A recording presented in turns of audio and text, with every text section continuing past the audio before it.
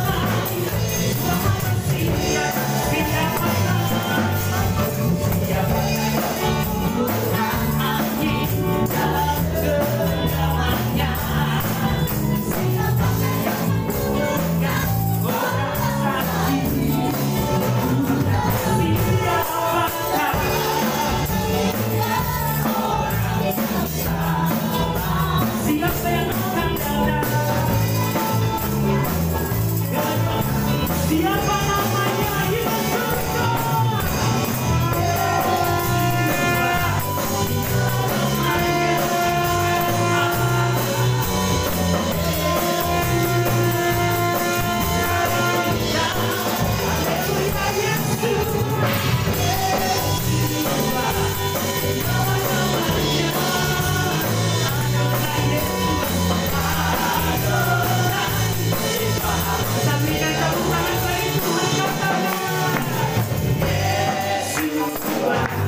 Dialah namanya Yesua, Yesua, Juru Selamat kita. Haleluya, Yesua, Yesua, dialah namanya Adonai Yesua.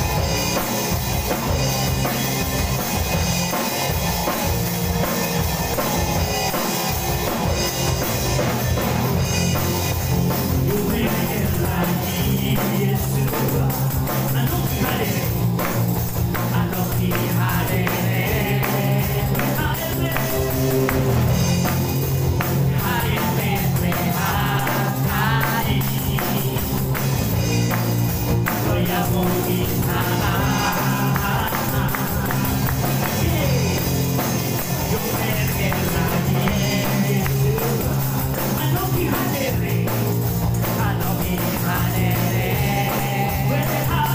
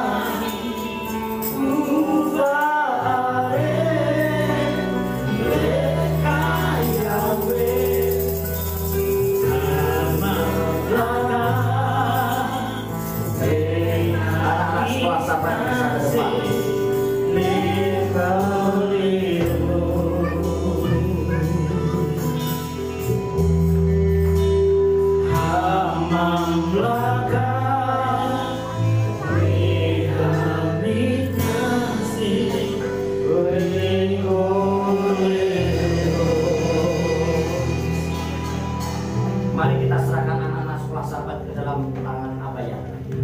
Baru ata Yahweh Eloheinu melech haolam, baru ata Yahweh Eloheinu melech haolam. Aser kitsanu pemisotai lebanim. Yesimka Elohim ke Efraim bagaimana saya Yesimaik Elohim ke Sarah Rivka Rahel Leah. Bapa, kami menyerahkan anak-anakmu sekolah sahabat ke dalam tanganmu. Biarlah mulai sejak dari masa kecil, masa kanak-kanak, mereka menjadi milik kesayanganmu sendiri. Segala roh kutuk nenek moyang, agama, keturunan, kemiskinan, kecelakaan, maut, penyakit dan kebodohan kami tolak usir demi nama Adonai Yesus Masiah. Biarlah yang ada dalam diri mereka yang kekayaan, kemuliaan, sukacita, damai sejahtera, berkat berlimpah, masa depan yang cerah bersama dengan Engkau. Tumbuh menjadi anak yang sehat, tumbuh menjadi anak yang cerdas, bahkan kecerdasannya 10 kali lipat dibandingkan anak zaman sekarang seperti Nabi Daniel. Bapa memberkati mereka menjadi anak-anak yang takut akan Elohim. Terima kasih Bapa, sebentar kami merenungkan daftar Elohim-Mu. Urapi mempelaimu dan urapi seluruh kehidupanku dengan urapan yang sama. Kuasai alam pikiran kami, berbicara dan berotoritas di tengah-tengah kami, karena kami siap mendengarkan daftar Elohim-Mu. Demi nama Adonai Yesus Masiah. Amin. Ya, anak-anak sekolah sahabat bisa ke ruangannya.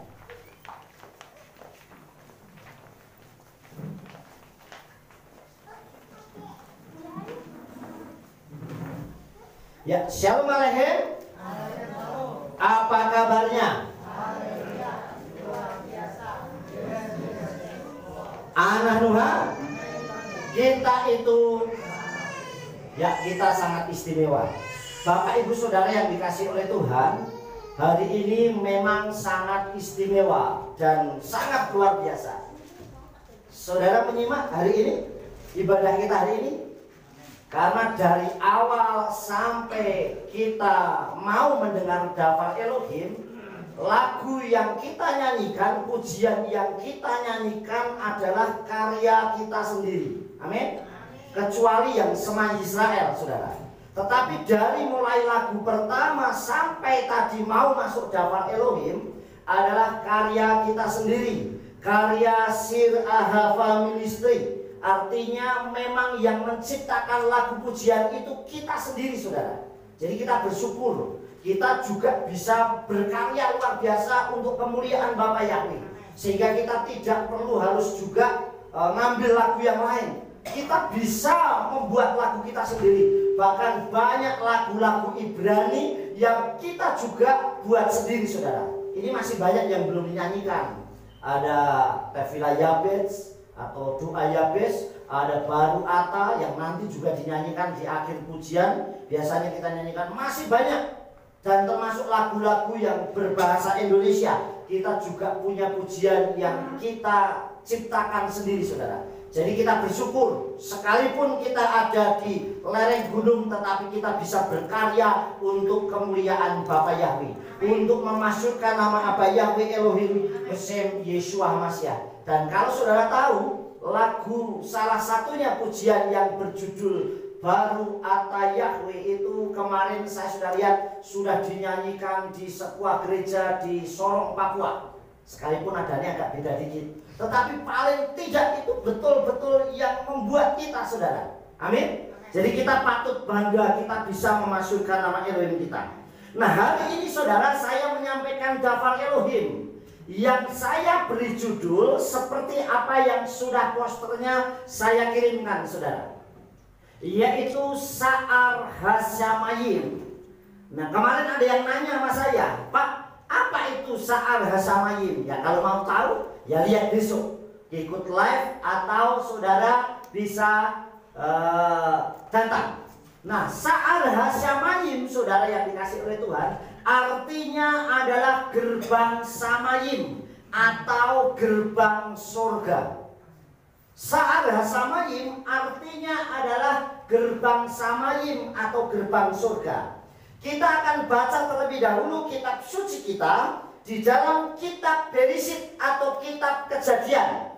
Kitab Kejadian pasalnya yang ke-28, ayatnya yang ke-10 sampai dengan 22, saudara. Saya akan bacakan, saudara cukup menyimak dengan baik. Bereshit atau Kejadian 28 ayat yang ke-10, demikian daftar Elohim. Dan Yakub keluar dari Betseba dan pergi ke Haran.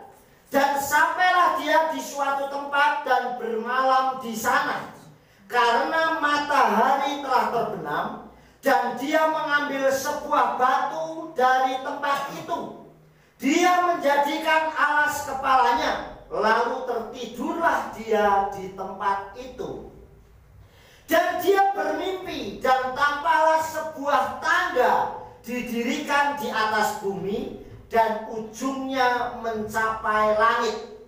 Dan tampaklah para malaikat Elohim sedang naik dan turun di atasnya. Dan tampaklah Yahweh berdiri di atasnya, dan dia berfirman, Akulah Yahweh Elohim Abraham dan Elohim Yitzhak bapakmu. Tanah yang di atasnya engkau terbaring ini, aku akan memberikannya kepadamu dan kepada keturunanmu. Dan keturunanmu akan menjadi seperti debu tanah, dan engkau akan berkembang ke arah timur dan barat, dan utara dan selatan. Dan semua kaum di muka bumi akan diberkati olehmu dan keturunanmu. Dan lihatlah, aku menyertai engkau dan menjaga engkau kemanapun engkau pergi, serta akan mengembalikanmu ke tanah ini, karena aku tidak akan meninggalkan engkau sampai aku melakukan apa yang telah aku katakan kepadamu. Dan Yakub terbangun dari tidurnya, lalu berkata, Sesungguhnya Yahweh ada di tempat ini, tetapi aku tidak mengetahuinya. Dan dia merasa takut dan berkata, Betapa dahsyatnya tempat ini. Ini tidak lain melainkan bait Elohim, dan inilah gerbang Shamayim, Hasyamayim, atau gerbang surga. Dan Yakub bangun pagi-pagi dan mengambil batu yang telah dia jadikan alas kepalanya, dan dia dirikan sebagai sebuah tugu, dan dia tuangkan minyak ke atasnya. Dan dia menyebut nama tempat itu Betel, sedangkan pada mulanya nama kota itu adalah Luz. Dan Yakub mengucapkan sumpah dengan mengatakan, Jika Elohim menyertai aku dan melindungi aku dalam perjalanan yang kujalani ini, dan dia memberikan kepadaku roti untuk dimakan, serta pakaian untuk dipakai, dan aku telah pulang kembali dengan selamat ke rumah ayahku, maka Yahweh akan menjadi Elohimku. Dan batu ini yang telah kudirikan sebagai tugu akan menjadi bait Elohim. Dan semua yang akan kau berikan kepadaku, aku pasti akan mempersembahkan 1/10 atau persepuluhannya kepadamu. Amin. Nah, saudara yang dikasihi oleh Tuhan, di dalam kitab Bereshit atau kitab Kejadian ini, di pasal yang ke-28 ayat 10 sampai dengan yang ke-22, mengisahkan bagaimana Yakub itu bermimpi, dan dia melihat, dia melihat sebuah tangga dari bumi sampai ke langit, sampai ke Shamayim, sampai ke surga. Dan saudara yang dikasihi oleh Tuhan, sampai ke langit ini, saudara, dan di situ dia melihat malaikat Yahweh itu naik turun. Saudara yang dikasihi oleh Tuhan. Nah, kita akan lihat. Yang pertama, apa yang dimimpikan oleh Yakub, saudara, yaitu ada tangga. Waktu dia tertidur dan bermimpi, ada tangga dari bumi ini sampai ke Shamayim, ada tangga atau penghubung dari bumi ke Shamayim, dan malaikat Elohim itu naik turun. Saudara yang dikasihi oleh Tuhan, perhatikan baik-baik ayat ini. Inilah penglihatan. Kalau orang mendapat penglihatan Shamayim, pasti diikuti dengan malaikatnya Yahweh. Amin. Di mana itu naik turun, dan begitu banyaknya malaikat Yahweh, malaikat Elohim itu naik turun, saudara. Inilah yang dilakukan, padahal ini mimpi, saudara. Tetapi mimpi yang benar-benar Bapa Yahweh hadir di mana mimpi itu menjadi suatu kenyataan suatu saat nanti. Nah, saudara yang dikasih oleh Bapa Yahweh, ini yang pertama. Yang kedua, saudara, yang kedua, Abah Yahweh adalah Elohim yang kekal, yang disembah oleh leluhurnya, yaitu Abraham dan Yitzhak. Jadi Tuhan yang memang mengasihi umatnya pasti dia akan mengingatkan. Dia akan mengingatkan orang yang diurapinya, orang yang dipilihnya. Itu dia akan mengingatkan, saudara. Dia akan berkata, contohnya, saudara, waktu Bapa Yahweh itu menjumpai Yakub, dia ngomong apa, saudara? Yakub, aku ini Elohimnya Abraham bapakmu dan Elohimnya Yitzhak. Nah, yang di dunia ini aneh. Kalau kita menyembah Elohimnya Abraham dan Yitzhak dan juga Yakub yang ditemui saat tertidur dan mimpi, harusnya Bapa Yahweh, betul nggak? Karena nggak mungkin Bapa Yahweh ngomong, aku sudah ganti nama. Tidak mungkin, saudara. Pasti namanya tetap sama. Karena Elohim yang disembah oleh Abraham, Yitzhak, dan Yakub, saudara. Sampai di sini paham? Oleh sebab itu, kenapa si Bapa Yahweh ini harus memperkenalkan diri kepada Yakub? Supaya Yakub tidak salah menyebut nama Tuhannya. Paham, saudara? Makanya Yahweh berkata apa, saudara? Perhatikan, saya akan bacakan ayatnya baik-baik kepada saudara, ya. Ayat 13.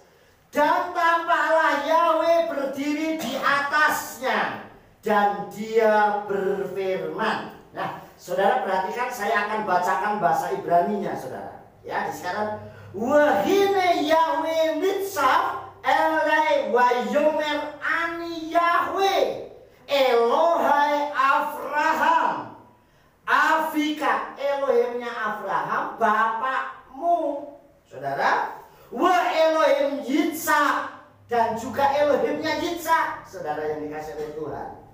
Dan dikatakan, tanah yang di atasnya engkau berbaring ini aku akan memberikan kepadamu dan kepada keturunanmu. Kenapa Bapa Yahweh, saudara, ya, Bapa Yahweh, Yod-He-Waw-He atau Yahweh ini harus ngomong dulu bahwa aku itu Tuhannya Abraham juga Tuhannya Yitzhak, supaya Yakub tidak salah Tuhan. Saudara yang dikasih, karena Yakub akan bertemu dengan banyak orang yang menyembah Tuhan-Tuhan yang lain, saudara. Sehingga supaya Yakub juga akan menyembah kepada Elohim leluhurnya, yaitu Elohimnya Abraham dan Elohimnya Yitzhak. Amin.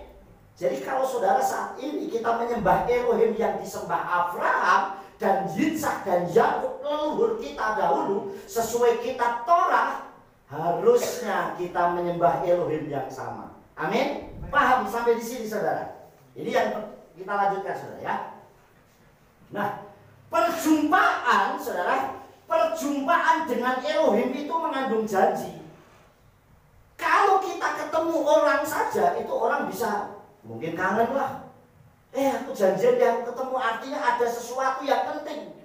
Begitu juga kalau umatnya berjumpa dengan Tuhannya, pasti ada pesan Tuhan yang dahsyat. Amin. Begitu juga saat Bapa Yahweh menjumpai Yakub, pasti ada janji, ada pesan yang mengandung janji luar biasa. Kalau saudara berjumpa dengan Tuhan, pasti ada pesan yang dahsyat buat saudara. Entah itu pesannya tentang apapun, bisa tentang berkat, bisa tentang penglihatan, bisa tentang apapun, saudara. Artinya saat Yakub itu berjumpa dengan Yahweh, perjumpaan dengan Elohim itu mengandung janji yang luar biasa. Contoh, saudara, sebelum kita membahas tentang Yakub, ada seorang namanya Sakai, yaitu Sakius, saudara. Nah, Sakius ini dalam hatinya penasaran, pengen ketemu siapa Yesua yang terkenal itu loh. Yesua itu siapa sih kok terkenal banget? Makanya saking penasarannya dia pengen berjumpa Yesua. Saudara yang dikasih oleh Tuhan, apa yang dilakukan oleh Yesua? Dan saat Yesua berjalan, karena Sakai ini pendek di dalam kitab suci diajarkan, tapi saya yakin Sakai ini orang yang pintar. Dia orang yang cerdas. Kenapa kok pintar? Karena nggak mungkin dia jadi kepala pemungut cukai atau pajak kalau dia tidak pintar. Paham, saudara? Orang yang jadi pimpinan itu nggak mungkin orang biasa-biasa, saudara. Nah, saudara, dia berusaha, makanya banyak akalnya. Naiklah pohon dia supaya berjumpa dengan Yesua. Dan begitu tahu dia berjumpa Yesua, Yesua ngomong apa? Hai Sakai, apakah sebelumnya sudah ada janji? Ada SMS? Ada inbox? Ada WA? Tidak, saudara. Dia hanya penasaran. Tetapi Tuhan, Bapa Yahweh beserta Yesua Elohim kita tuh tahu hati kita, tahu kerinduan kita, tahu isi hati kita, apa yang kita mau, saudara. Saudara yang dikasih oleh Tuhan. Dan apa yang dilakukan di Yesua. Hai Sakai, turunlah dari tempat itu, karena aku mau main ke rumahmu, karena aku mau singgah di rumahmu. Artinya tahu perjumpaan dengan Yesua, perjumpaan dengan Elohim itu mengandung janji. Dan apa yang terjadi di rumah Sakai, terjadi keselamatan yang luar biasa. Dan perjumpaan dengan Tuhan itu merubah sikap orang. Kalau orang mengaku pernah berjumpa dengan Tuhan, hidupnya amburadul terus, pasti tidak pernah berjumpa dengan Tuhan. Yang dijumpai pasti bukan Tuhan. Kalau orang mengaku pernah berjumpa dengan Elohim, hidupnya pasti berubah. Amin, saudara. Nah, Sakai berubah dari orang yang suka memeras rakyat, uang rakyat, dia ganti, dia katakan apa? Orang yang pernah kuperas akan kembalikan 4 kali lipat. Enggak sedikit loh, saudara. Artinya dia yang tadinya mungkin pelit, cetil, medit, kikir, dia mulai orang yang memberkati, saudara. Amin. Tidak pernah hitung-hitungan. Makanya perjumpaan dengan Tuhan itu mengandung janji, saudara. Artinya luar biasa, yang begitu dahsyat perjumpaan. Dan Tuhan itu tahu isi hatinya kita. Saya kasih kesaksian, saudara. Beberapa waktu yang lalu saya merindukan, jujur nih saya bilang, ada Mbak Yani Mas Slamet, saya bilang gini, Mbak, coba tanyakan shofar Yeminet. Shofar Yeminet itu shofar yang panjang, kalau pendek itu namanya ram. Saya pengen buffet saya itu semua isinya aksesoris apa namanya, rohani. Sudah ada tabut, sudah ada menorah, sudah ada apa namanya, mezuzah, sudah ada bendera bangsa-bangsa, sudah ada shofar, ram, sudah ada macam-macam lah. Saya pengen mau tak kasih shofar Yeminet juga. Sudah ada kitab Ibrani full, saudara, sudah macam-macam sudah ada. Tapi saya masih pengen. Itu saya baru coba tanya ke harganya yang berkisaran 1 sampai 2 juta. Saudara, ini baru kerentak ke hati saya, saudara. Tanya nih Mbak Yani sama Mas Slamet. Tapi saya nabung dulu. Saya belum pegang uang, kan gitu, saudara. Ya, saudara, Tuhan tahu hati kita. Saudara yang kasih, Bapa Yahweh itu tahu dan maha tahu hati kita. Apa yang saya rindukan, saudara, Tuhan kabulkan. Saya tidak perlu beli, Tuhan kirimkan shofar Yeminet. Malah panjangnya hampir sama dengan shofar yang lama, saudara. Ini shofarnya yang tadi sudah tes untuk pelayanan. Bukan hanya shofar, saudara. Dapat bonus nih lasernya, makanya sekarang warnanya hijau. Kemarin kan merah. Dapat bonus laser pointer. Masih dapat bonus lagi proyektor. Masih dapat bonus lagi tempat perjamuan. Masih dapat bonus lagi layar. Masih dapat bonus lagi gitar. Jadi mintanya satu, bonusnya banyak. Amin. Itu baru dari dalam hati yang keluar, saudara. Makanya apa yang menjadi kerinduan kita selama kita tulus. Jadi orang tidak perlu harus muluk-muluk. Wah, aku pengennya yang besar, yang gini. Enggak. Apa adanya Tuhan sanggup sediakan. Amin. Jadi saudara yang dikasih oleh Tuhan, perjumpaan dengan Tuhan itu mengandung janji yang luar biasa. Lanjut. Perhatikan. Apa janji Elohim buat Yakub, saudara? Yaitu dikatakan, saudara, berkembang. Dia akan berkembang. Artinya dia akan diberkati dan menjadi berkat. Dia diberkati luar biasa dan juga akan menjadi berkat. Bahkan generasi yang membawa berkat. Menjadi generasi yang membawa berkat. Artinya seluruh dunia. Saudara, kita lihat, saudara, ya. Kita lihat ayatnya. Masih kita bahas yang tadi, saudara. Tanah yang di atasnya engkau berbaring itu aku akan memberikan kepadamu dan kepada keturunanmu. Berarti bukan hanya untuk Yakub, tapi seluruh keturunannya. Dan keturunanmu akan menjadi seperti debu di tanah. Artinya akan berkembang luar biasa. Amin. dan engkau akan berkembang ke arah timur, barat, utara, selatan. Makanya di mana tidak ada keturunannya Israel, di mana ada orang keturunannya Yakub pasti maju. Amin, saudara. Banyak orang-orang yang pintar. Ini yang pertama, saudara, ya. Mereka berkembang. Yakub berkembang, diberkati dan menjadi berkat. Makanya ayatnya, orang yang memberkati engkau akan diberkati. Amin. Makanya lebih baik memberkati daripada mengutuki. Amin. Karena kalau berkat itu tidak sampai, maka berkatnya kembali ke kita.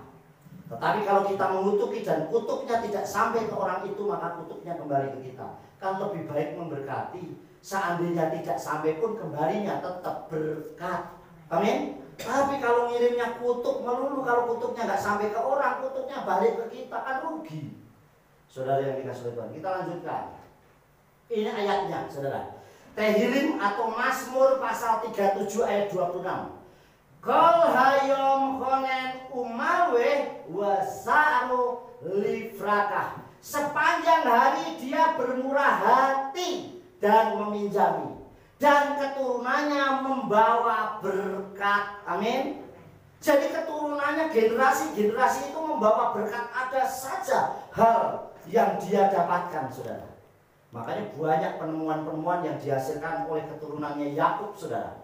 Pesawat terbang, ya, Wilbur bersaudara, Thomas Alva Edison. Wah, banyak sekali lagi teori yang Albert Einstein itu, saudara, dia menemukan banyak sekali, saudara. Kita lanjutkan, ya. Ya, selanjutnya kita lihat. Nah, yang kedua, perhatikan. Yang kedua, disertai. Namanya disertai itu berarti tidak pernah sendirian. Paham? Kalau orang disertai berarti selalu dalam pengawasan, selalu dipantau, selalu dilihat, saudara. Ini namanya disertai, saudara. Kamu mau kemana? Aku mau ke Salatiga, tak sertai. Artinya berarti didampingi terus. Kemudian, saudara, dijagai. Lihat ya, saudara, ayatnya dikatakan seperti itu, saudara. Nah, katakan, dan semua dari barat, utara, selatan, dan semua kaum di muka bumi akan diberkati oleh keturunan. Dan lihatlah, aku menyertai engkau dan menjaga engkau. Saudara, ada orang yang luar biasa, mungkin uangnya banyak. Biasanya sewa apa, saudara? Dia sewa apa? Bodyguard. Betul nggak? Dia jaga pengawal, saudara. Ini baru dijaga saja senang. Rumah yang mewah pasti ada security-nya.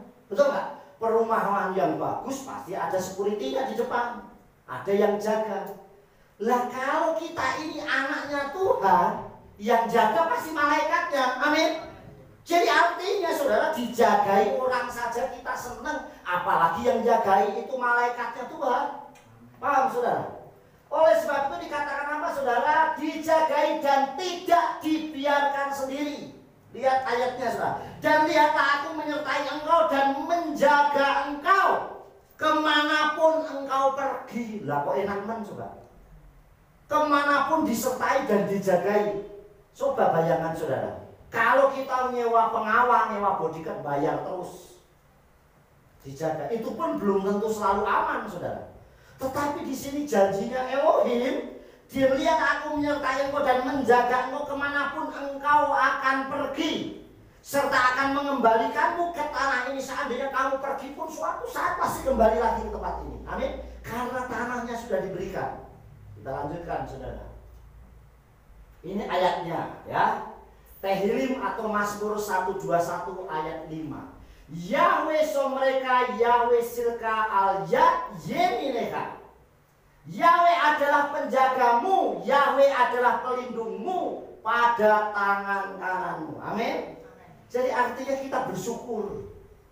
Gak pernah saya lihat yang namanya pejabat saja kalau anaknya pergi dikawal. Ya nggak, saudara? Namanya pejabat, saudara. Lah apalagi kita ini anak raja, betul nggak?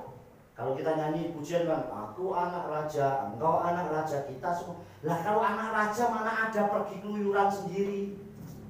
Pasti ada. Sekalipun dia pergi, tetap ada yang mengawasi. Amin. kita selalu ada dalam pengawasannya Tuhan. Yang jadi masalah, kita sering pamit gak sama Tuhan. Sering gak kita mau melangkah itu berdoa. Bapak, saya mau pergi nih, saya mau berangkat di ibadah. Berdoa gak kita? Makanya saya kalau selalu pergi ajarkan ke kehilat, ke wilayah, ke jemaat, selalu bilang apa? Sebelum pergi doa. Artinya kita lapor sama Tuhan, aku mau pergi, lindungi, sertai. Jadi seandainya apa-apa terjadi itu sudah urusannya Tuhan. Paham saudara? Inilah yang terjadi. Kemudian kita lanjutkan saudara. Janjinya Yakub kepada Elohim apa? Tadi janjinya Tuhan. Sekarang ganti yang janjinya Yakub apa saudara? Kita akan lihat ya. Janjinya Yakub itu apa? Gantian nih. Seringkali Tuhan berjanji, wah umatku tak berkati, tapi sekarang apa yang kita berikan untuk Tuhan? Apa yang diberikan Yakub kepada Elohim? Kita lihat ya. Yang pertama saudara, Yakub itu mengakui kedahsyatan Tuhan dimanapun dan kapanpun karena perjumpaan dengan Elohim. Amin. Mengakui nggak kita bahwa Tuhan kita itu hebat? Malu nggak kita mengakui Tuhan kita itu hebat di depan banyak orang? Saya ketemu siapapun nggak pernah malu bahwa Tuhan saya memang hebat. Saya hidup penuh dengan keajaiban Elohim. Amin. Sampai hari ini saya ada itu karena kemurahan Tuhan. Amin saudara. Jadi saudara yang dikasih oleh Bapak ya, mau nggak kita mengakui? Karena kitab suci, jika engkau mengakui aku di depan orang, maka aku akan mengakui engkau di depan Bapak. Tapi sayangnya banyak orang yang malu, gengsi mengakui. Baru ditanya, kamu menyembah Bapak Yahweh ya? Oh enggak kok, saya bukan kok. Berani nggak kita mengakui memang itu Elohimnya Abraham, Ishak dan Yakub? Dimanapun kita berada, sekalipun kita nanti akan dikucilkan atau diapapun, tetapi paling tidak saya tidak pernah dikucilkan Tuhan. Paling enggak saya tidak pernah dibiarkan oleh Tuhan.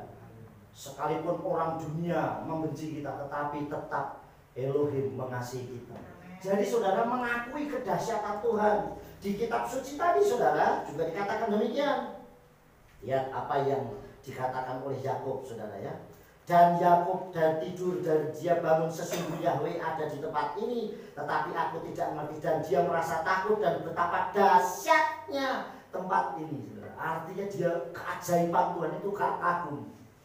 Kalau sampai kita melihat banyak keajaiban Tuhan tidak pernah kagum, rugi. Saya lihat banyak sekarang ini di akhir zaman orang sukanya cuma mencela. Ada mujizat yang terjadi itu, ada orang dipakai Tuhan, wah kok jadi kesembuhan, dicela. Wah itu bohong kesembuhannya. Nah kalau saya sih itu urusannya mereka. Amin. Kalau itu benar Tuhan yang buat keajaiban, kita berarti tidak percaya keajaibannya Tuhan.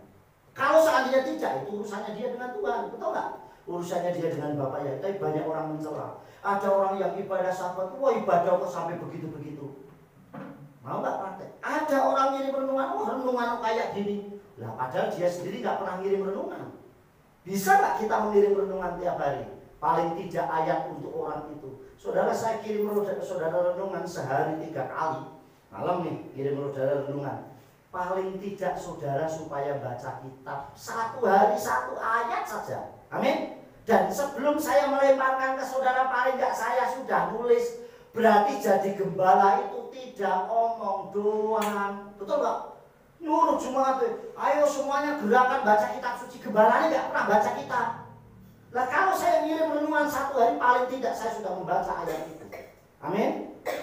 Nah kalau pagi saya ngirim lagi, berarti saya harus menyiapkan dulu buat besoknya saya kirimkan. Belum buat poster, saya siapkan untuk renungan yang nanti bisa dipajang di mana-mana. Seandainya saudara bawa ke tukang printer pun di print, dipajang nanti jadi tulisan-tulisan. Oh, ada ayat yang bermanfaat, saudara. Artinya bisa nggak kita lakukan? Nah banyak orang yang tidak mampu tapi isinya mencela. Kalau saya harus cuek, yang penting saya melayani, memberkati. Saya tidak perlu dilihat oleh orang, tetapi Tuhan tahu hati saya. Amin. Jadi saudara yang dikasih Tuhan, yang pertama ini, lihat ayatnya saudara.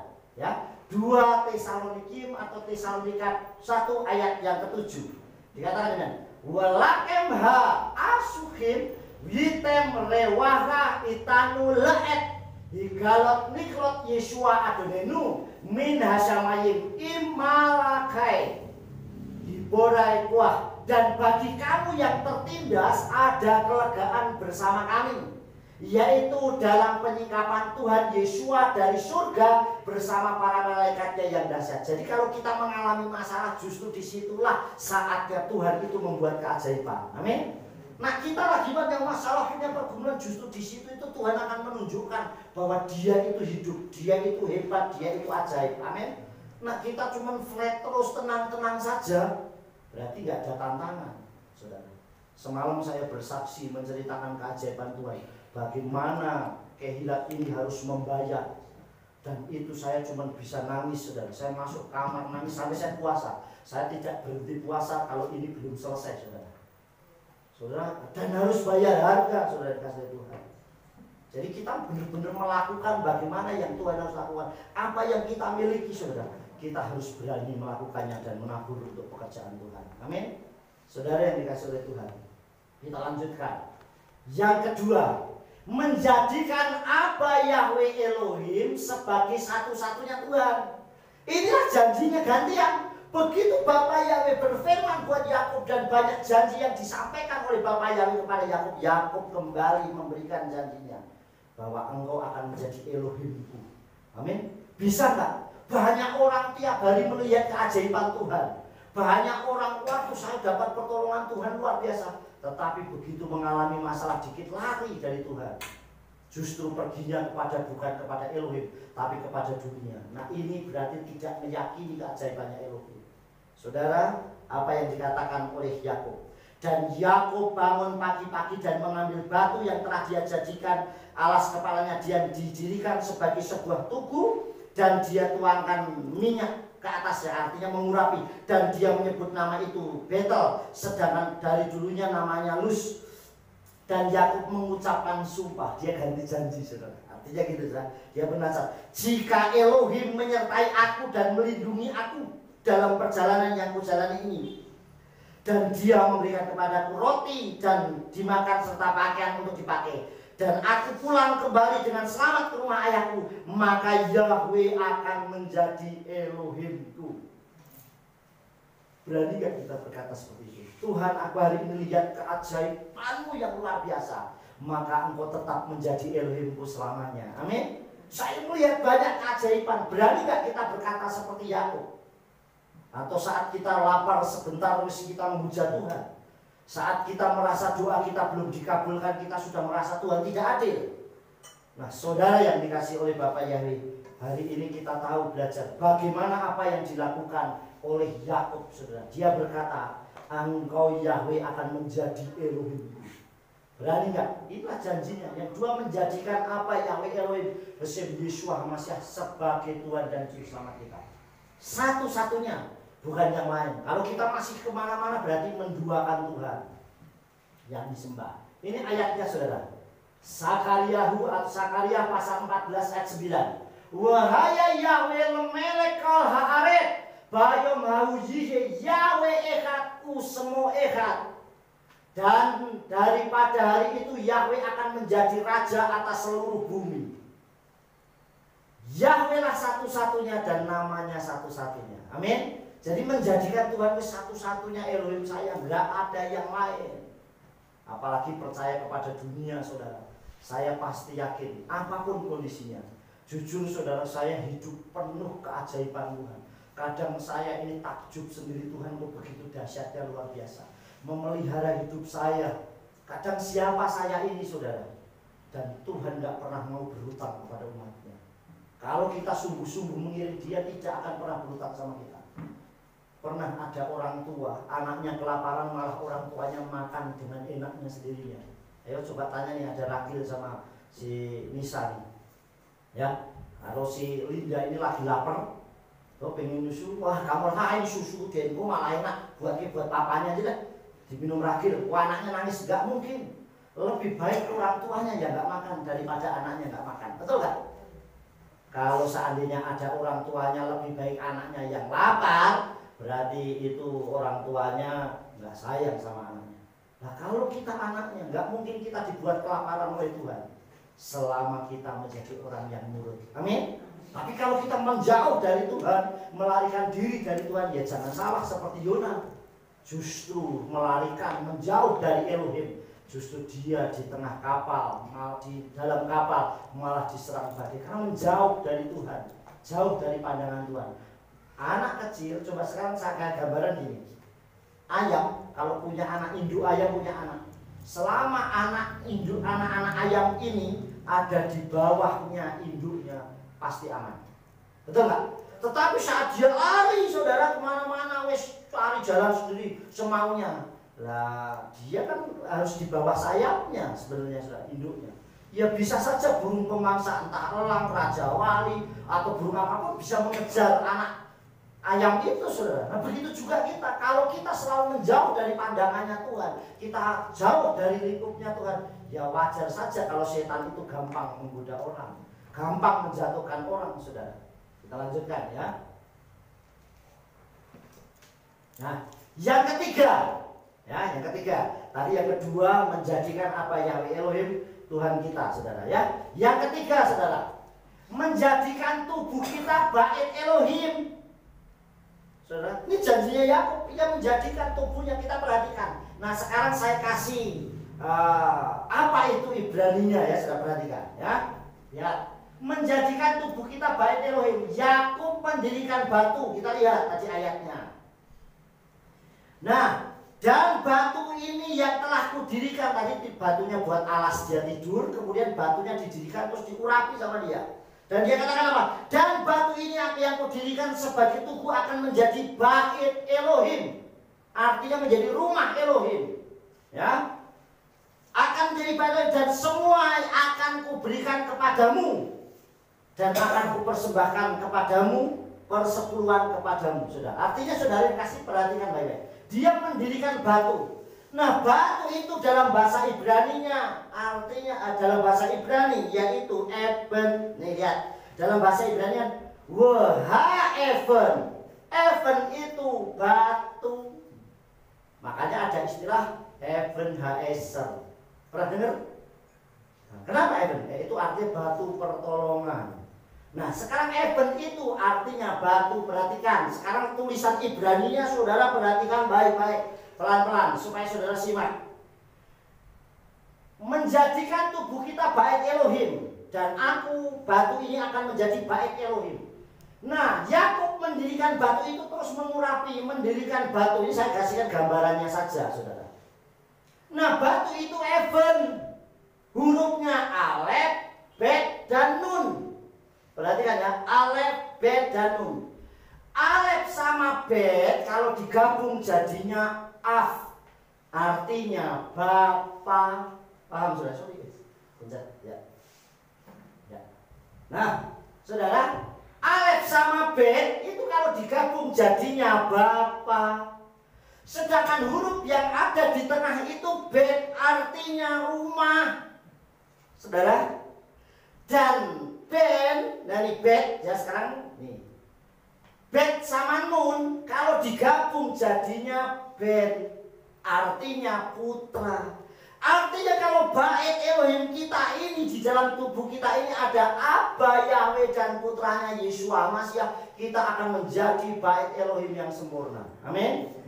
Ada nggak ini bait dan Elohim dapat Yahweh dan artinya pencet lagi, masih adaptasi ya. Sudah, artinya Aba Yahweh bersama Yeshua HaMashiach itu bersemayam di dalam tubuh kita. Dan di dalam bait Elohim itu Aba Yahweh sebagai Bapa, kita sebagai anaknya. Paham saudara? Di dalam Aben tadi, saudara, Bapa Yahweh sebagai bapaknya dan kita ini anaknya. Mana ada anak dibiarkan sendiri oleh orang tuanya? Sampai di sini paham saudara? Kenapa kok dia mendirikan batu? Dan kebanyakan saudara, kita tahu apa yang dibaca tadi ya. Dan nama tempat itu disebutnya Betel ya, perhatikan. Dan dia menyebut nama itu Betel. Betel itu dari kata bait Elohim, artinya rumah Elohim. Sayangnya orang kalau diterjemahkan ke bahasa Indonesia bait Betel menjadi berubah. Saya nggak mau nyebut saudara, terjemahannya jadi berubah. Padahal jelas Bet dan El artinya bait Elohim. Nah, bait Elohim itu dari kata Eben artinya batu saudara. Itu dari kata Bapa Af kalau disingkat. Bapa, Bet itu rumah, Ben itu putra. Nah kita lihat ayatnya nih saudara. Perhatikan baik-baik ayatnya. 1 Korintium atau 1 Korintus 6 ayat 19. Di sini dikatakan, Hakilo yedaiten ki ves harkem humiskan ruah hakodes. Bekir bekem asernata lahem Elohim bekilo selakem aten. Yang artinya, atau tidak tahukah kamu bahwa tubuh kamu adalah tempat suci ruah hakodes. Tubuh kita ini loh, bait Elohim, tempat sucinya Roh Kudus atau ruah hakodes yang ada di dalam kamu. Yang di dalam kita siapa? Bapa Yahweh ruah hakodes besem Yesus Masya. Amin. Yang kamu peroleh dari Elohim, dan kamu bukanlah milik kamu sendiri. Jadi jangan bangga bahwa saya sendirian, tidak. Kita ini miliknya Tuhan. Itulah bedanya, bahwa kita dengan yang lain itu berbeda. Kalau yang lain orang berusaha mencari Tuhan, tetapi kita, Tuhan yang memilih kita. Amin. Bukan kamu yang memilih aku, tetapi aku yang memilih kamu. Artinya kalau dipilih oleh Tuhan sendiri berarti kita menjadi miliknya Tuhan. Kalau sudah dipilih oleh Elohim, dipilih oleh Yeshua, pilih oleh Bapa Yahweh, berarti kita sudah menjadi miliknya Bapa Yahweh. Amin. Saudara, bayangkan kalau kita baru dimiliki orang yang luar biasa saja, kita harus bangga, saudara. Apalagi dimiliki oleh Tuhan. Bukanlah, katanya, dan kamu bukanlah milik kamu sendiri. Berarti kita miliknya siapa? Ya miliknya Tuhan. Amin. Terus ayat yang selanjutnya, ayat 20-nya dikatakan, Kivim kirnik netem alken kabdu et ha Elohim bifsakem ufru hakem asar la Elohim hema. Sebab kamu telah dibeli dengan sebuah harga. Jadi Tuhan memilih kita ini untuk dimiliki oleh Bapa Yahweh bersama Yeshua. Itu dibeli dengan apa? Dengan darah Yeshua HaMashiach. Amin.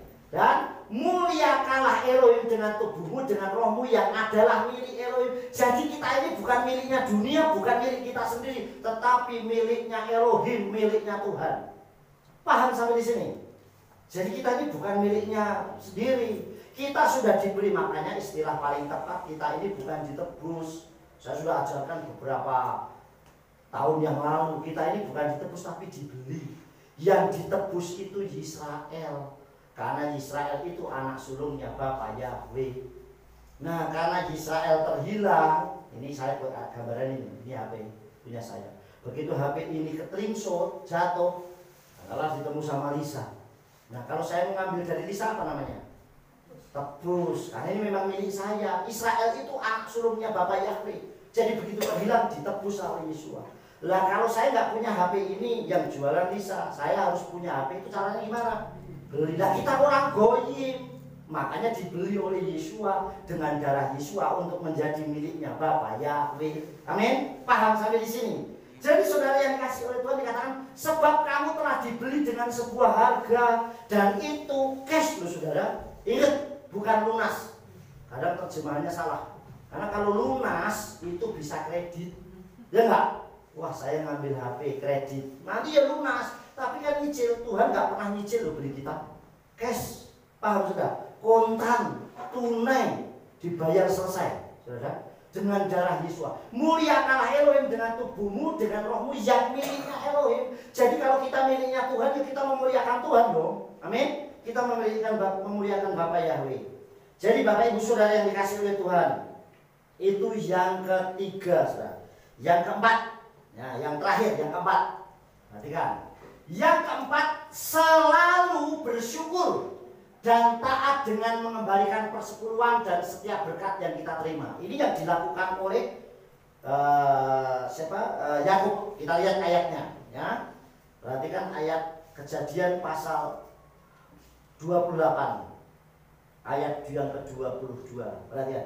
Dan batu ini yang telah kudirikan sebagai tugu akan menjadi bait Elohim, dan semua yang akan kau berikan kepadaku, artinya Tuhan kau memberkati aku.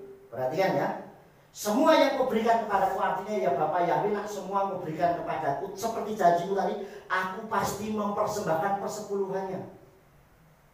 Orang mau ngomong saya taat tapi tidak taat salah satu pun, buat apa? belajar taat. Kehilat ini saudara, ini saya kasih tahu, tak kasih bocorannya.